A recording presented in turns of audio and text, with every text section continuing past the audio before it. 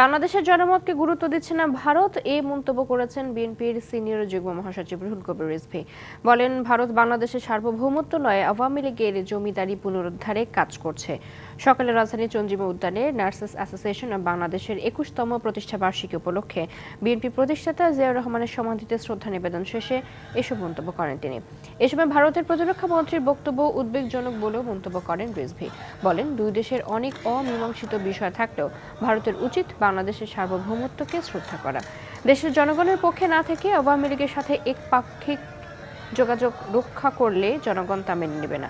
পিলখানা হত্যাকাণ্ডে বিদেশি হস্তক্ষেপ ছিল কিনা তা পুনঃতদন্তে বেরিয়ে আসবে। এছাড়া সুষ্ঠু নির্বাচনের স্বার্থ কারো কাছে মাথা নত করবে না, এমন কমিশনই বিএনপি চায় বলেও জানায় রিজভী। পার্শ্ববর্তী একটি দেশে তিনি অবস্থান করছেন। তাদের এক পররাষ্ট্রমন্ত্রী বলছেন যে ভারত বাংলাদেশের সম্পর্ক স্বামী স্ত্রীর সম্পর্ক। ভারতের প্রতিরক্ষা মন্ত্রীর ভারতের বিভিন্ন কমান্ডারদের সাথে যে বৈঠক, এটা উদ্বেগজনক, এটা উস্কানি কিনা এটা জনমনে প্রশ্ন দেখা দিয়েছে। আপনারা কি নববধূকে